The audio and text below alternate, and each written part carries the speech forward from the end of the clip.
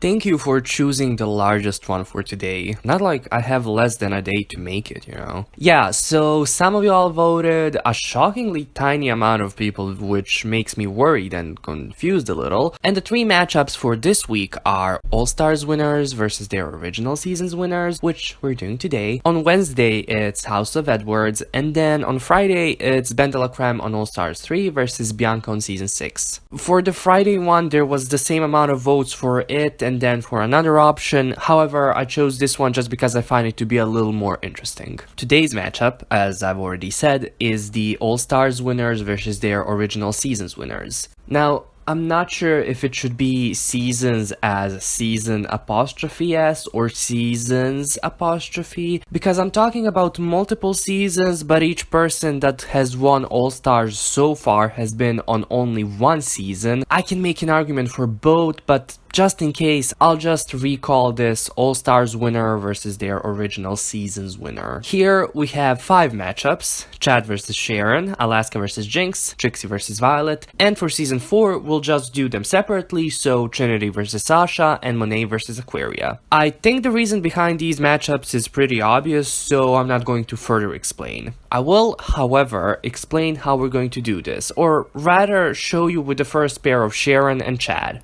Given that regular seasons and All-Star seasons have different formats, we have to turn to overall scores and percentages. By the way, these are the point systems in place. So Sharon, on season 4 of course, earned 41 points out of the possible 65 a queen could earn on that season, in a scenario where she wins every main challenge and every mini challenge. Just a side note here, the polygraph mini challenge didn't have a winner and was only done as a joke, so we did not count it in the final score. Looking at Sharon's score, we see that she earned 63.07% of the possible amount of points that she could have earned. Once we apply this percentage to the 29 max points a queen could earn on All-Stars 1, we see that in order for Chad to beat Sharon, she has to have earned 19 points or more. And let's see if she does, or rather if she did. In the first episode, she was in the bottom 2, but of course not eliminated. While in the second episode, she and Chanel were high. For the next 3 episodes, she and Chanel were the winners of the main challenges, making Chad's final overall score 20. This means that Chad on All-Stars 1 did better than Sharon on Season 4, so a point for the Hall of Fame. Next pair is Alaska versus Jinkx, and interestingly enough, Alaska and Jinkx's scores on Season 5 were the same, Alaska's score being held by her 4 mini challenge wins, and also in this video, we saw that Alaska did better on All-Stars than she did on her original season. Her portion of the video starts at 7 minutes 48 seconds, so we can deduce that Alaska beats Jinkx as well. Next up, we have Violet versus Trixie. So on Season 7, Violet earned 40 points out of the possible 62, so 64.52%. When we apply this percentage onto the All-Stars 3 max of 37 points, we see that Trixie has to have earned 24 points or more in order to beat Violet. Let's see if she does, or rather, did. She's safe in the first 2 episodes, while she was high in the 3rd episode. In the 4th, she was in the bottom 3. In order for Trixie to beat Violet, she has to have won every single challenge, maxi or mini, up until the end of the season, which, as we know, did not happen. Trixie actually never won a single challenge on All-Stars 3. No, being in the top 2 doesn't equal winning a challenge, ladies. So, a point for regular seasons. Next matchup is Sasha Velour versus Trinity the Tuck.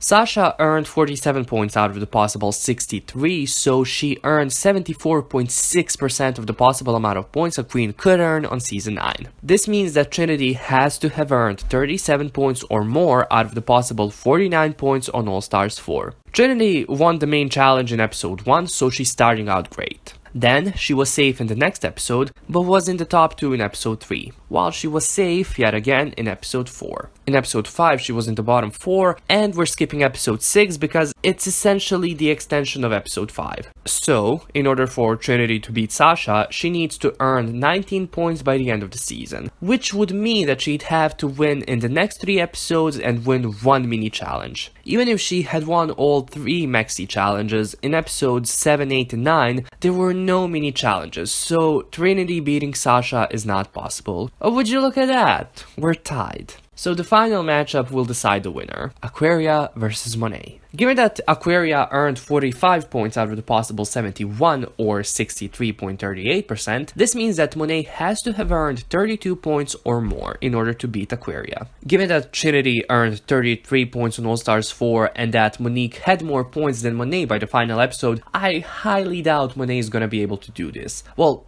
no, not doubt. I know that she isn't able to do this because I know how this ranking goes. So if Trinity has a point more than needed amount of points, and there's a queen with less points than Trinity but more than Monet, best case scenario is that Monet has 31 points, but let's see just in case. So she goes low, top 2, safe, and then is in the bottom 2 in the first half of the season. While she starts the second half of the season strong with a win alongside Manila. Then she's safe, then she's in the top 2, and she's in the bottom 3 in the final episode. Yeah, she does not beat Aquaria. So I guess regular season queens win. I don't know if it says anything that season 3 and season 4's winners couldn't be their original winners, when all-star seasons, for Drag Race at least, are conceptualized to show the winners doing better than they did originally, but also to maybe show how they were unjustly eliminated or that they were the second best choice for the win. Either way, let's hope All Stars 5 corrects this mistake. And if you have spoilers for All Stars 5 or Season 12, shut the fuck up, some of us don't want to know them.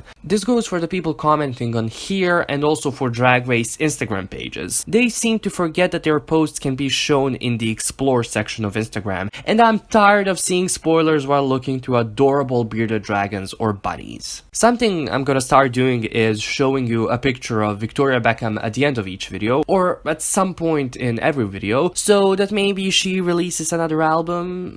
Is that how that works? Definitely not, but that's the best that I can do. The picture for this week is this one. Legend. Just legend.